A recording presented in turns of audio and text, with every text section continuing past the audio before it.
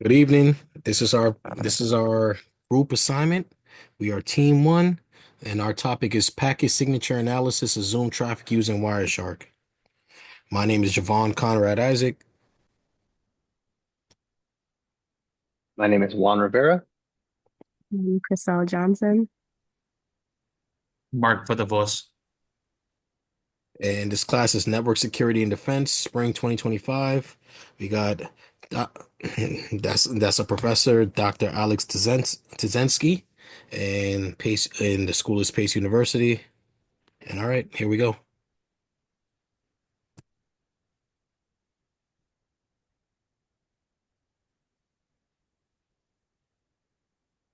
And as we all know, Zoom is a very popular application that is used for communicating. So as for how it works, there are many protocols that are used to ensure that the communication is fast, secure, and reliable. In order to analyze the packets, we ran Wireshark, and while that was running, capturing packets, we had a live four-person video call, and we were just looking to see how Zoom handles communication, authentication, and encryption behind the scenes.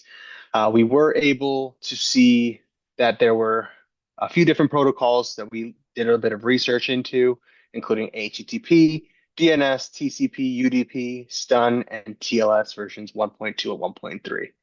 Obviously, all these protocols play an important part in the different stages of a Zoom session.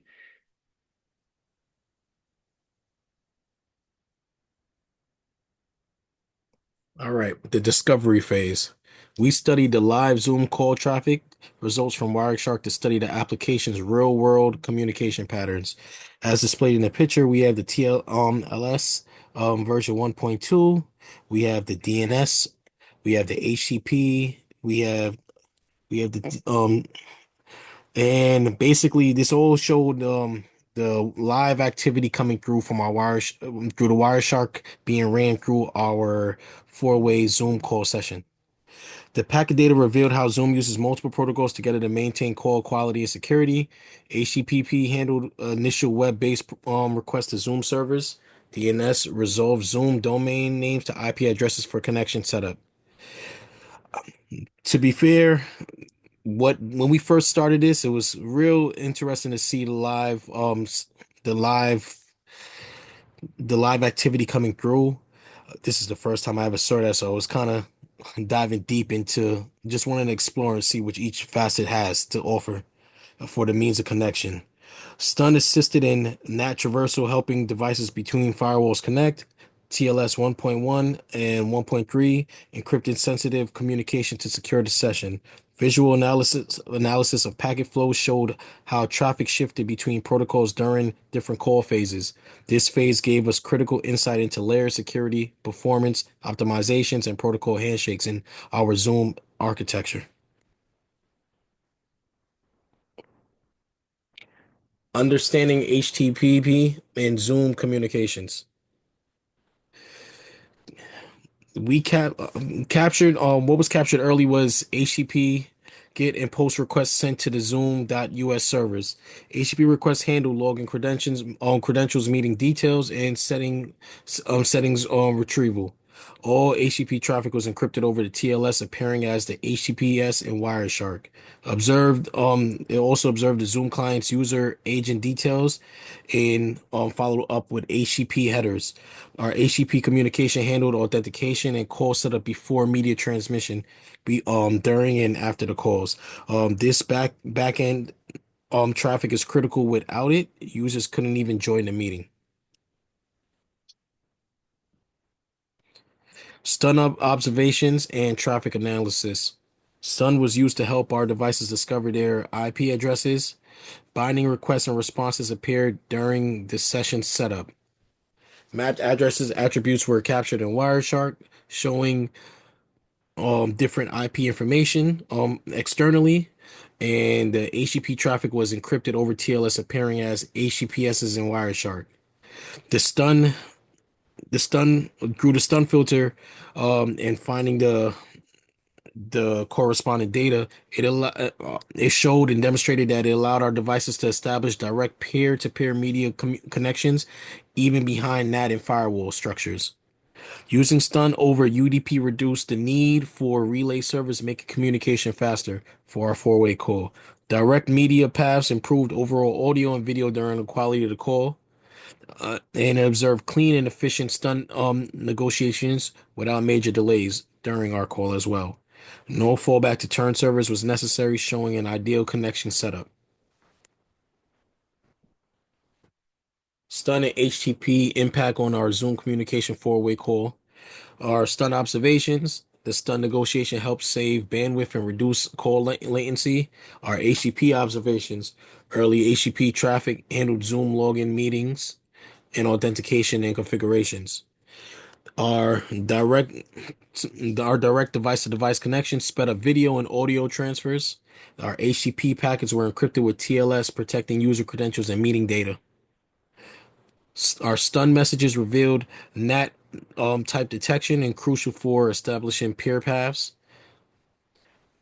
Our observed Zoom clients sending user agent details during HTTP exchanges. Our successful stun exchanges led to optimized media routes and smoother sessions. Our HTTP communications completed both media sessions when completed before media sessions began, ensuring seamless setup before, throughout, and after our calls.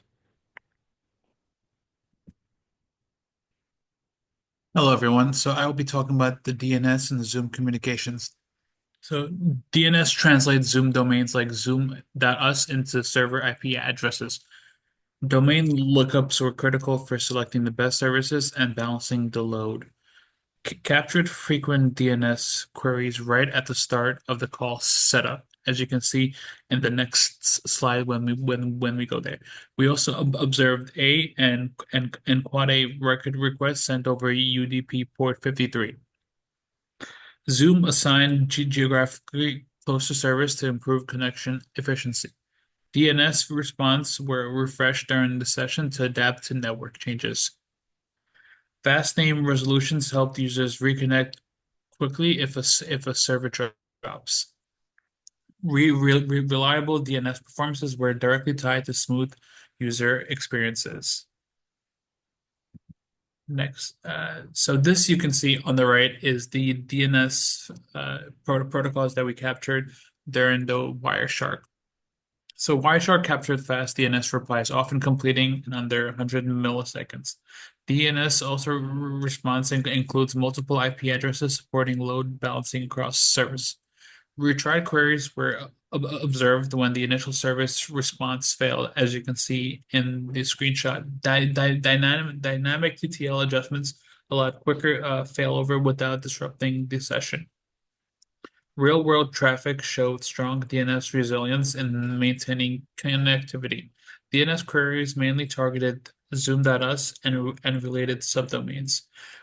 Relatable DNS resolutions were critical for maintaining meeting stabilities with minimal drops. Efficient DNS handling proved vital for supporting large-scale operations in Zoom. So how does DNS support Zoom session stability? So fast DNS responses allow users to join meetings almost instantaneously. Mid-call DNS lookups enable quick fallover if servers become unavailable. Zoom dynamically adapts to changing server loads through active DNS management. Packet analysis captured fallback mechanisms triggered during network shifts. Consistent service access help manage high video and audio quality. Geographic DNS resolutions ensured users connected through the lowest latency paths. Wireshark captured revealed hidden DNS optimizations during live traffic. Strong DNS performances were directly tied to overall call reliability and stability.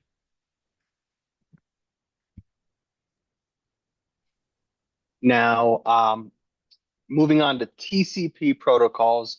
TCP being one of the more common protocols used in the transport layer, are typically used for functions that require reliability.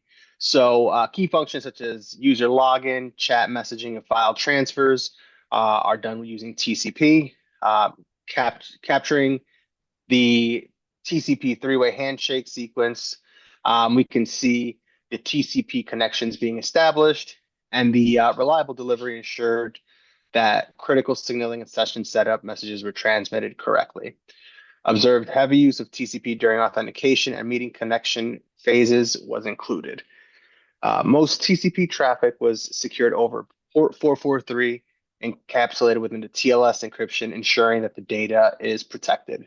Packet sequencing preserved proper session states without any data corruption. No unexpected TCP resets were seen during stable call periods, indicating strong session reliability. And the stability of TCP played a key role in maintaining a seamless user experience during setup and messaging. Now, moving on to one of the other more common protocols used in the transport layer, we'll be going over UDP. Now, UDP, unlike TCP, does not require a connection to be established. Due to that lower overhead, it is much more quick and efficient in data transmission. So it becomes usually the primary protocol for audio and video streams after a session is started. And captured large continuous UDP streams carrying media frames once user join. UDP packets transmitted media directly with minimal header overhead. Zoom automatically shifted from TCP to UDP for media delivery to optimize the real-time performance. Using UDP reduced transmission delays by avoiding the retransmission behavior of TCP, and the Wireshark captures that we have included revealed efficient low overhead packet handling across media frames. UDP's real-time performance made it the preferred protocol once communication was fully underway, and is typically used as the primary, with TCP being a backup if there's any issues with UDP. And then our observations with TCP and UDP. For TCP, in the early Zoom communication, handled user login, meeting authentication, and chat messages securely. It also ensured reliable delivery and session integrity during connection setup, captured full three-way handshake sequences supporting session establishment, and is critical for stable authentication before transitioning to real-time media. Now with UDP, it obviously, as stated before, became the dominant protocol for audio, video, and screen sharing after the session is started. Captured sudden spikes in UDP traffic when cameras and media sharing were activated. Obviously, with UDP, speed and low latency is prioritized, and we are able to tolerate occasional packet loss. Since the packets are smaller, we typically don't see much of an impact. You might see a little lag here and there, but if one packet is lost in transmission, it's typically not a big impact to the overall call. Also, UDP enabled smooth adaptive media delivery based on changing network conditions.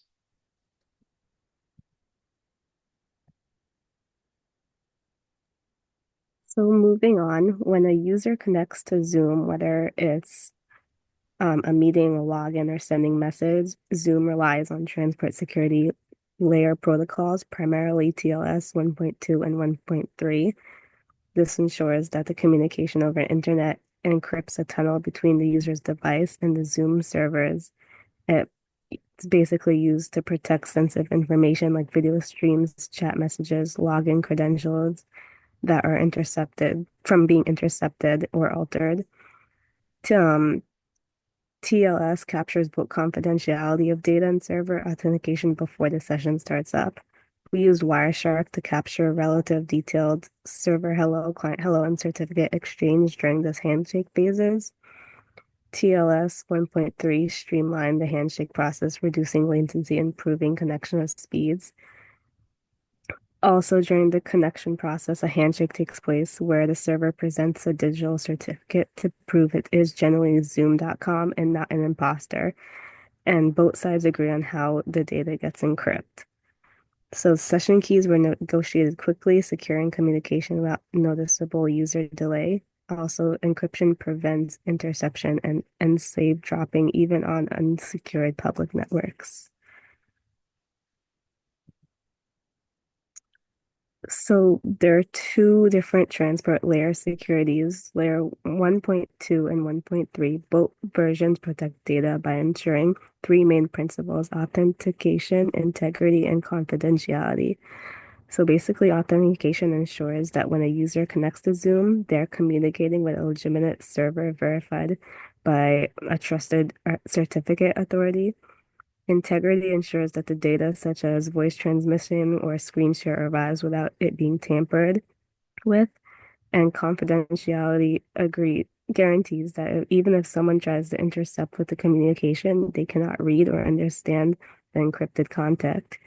TLS 1.3 strengthens these protections by enforcing um, more security, which means if someone does try to steal the encrypted keys, they cannot decrypt the sessions. So every Zoom session triggers a fresh TLS handshake, and our servers were verified against these certificates during the authentication process. We observe TLS when the network conditions change mid-session.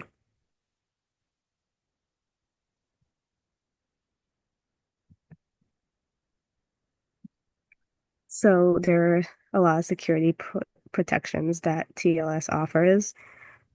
We prevent man-in-the-middle attacks during Zoom sessions, encrypted chat messages, file transfer, and meeting setups. When we did Wireshark, it captured no plain text sensitive data after TLS established. Integrity checks within TLS maintain stable and trusted connections. And then why it's important to Zoom users is because heavy reliance on TLS help protect user privacy, and any TLS failure would risk exposing critical credentials and meeting contacts. Basically, the transition from 1.2 to 1.3 represents an important step forward in improving user trust, system preferences, and overall platform security. Zoom enables millions of people who work worldwide to communicate in a safe and more effective secure encryption that Zoom will use on a large scale adoption.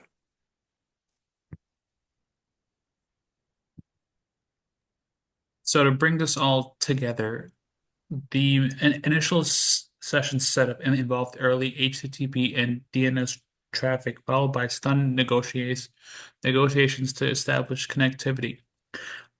We observed a clear transition from TCP-based signaling to UDP-based media streaming once session stabilized.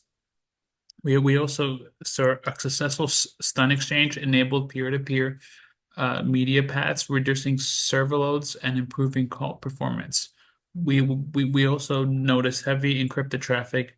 We began immediately after login, securing both user authentication and session metadata. Also, both TLS 1.2 and TLS 1.3 were captured, encrypting HTTP communications, signaling messages, and session negotiation.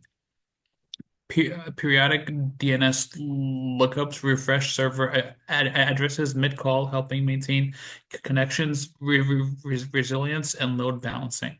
Spikes in UDP packet activity were consistently observed when users activated cameras, microphones, or shared screens. Overall, traffic behavior aligned closely with Zoom's design goals, balancing low latency real-time media with strong encryption and session stability.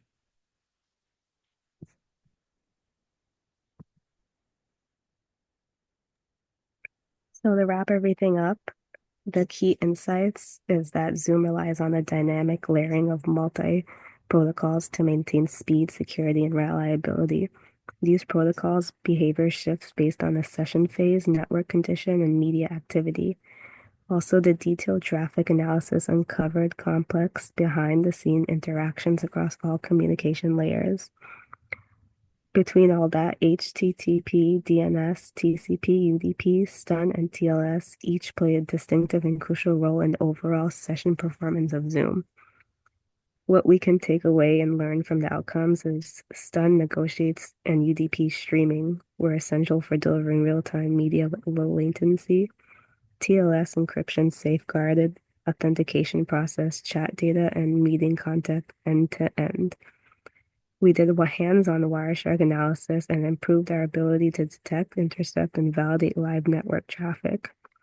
Overall, this project strengthened real-world cybersecurity skills that is critical for careers in the network security and defense monitoring.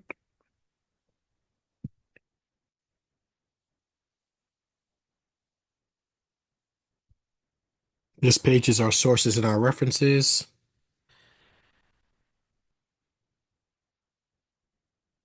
That would be for our YouTube presentation hyperlink. Once we're done wrapping this video up. And there, that's our presentation. Thank you Thank again, you. Professor, Thank and you. thank you, class. That's it.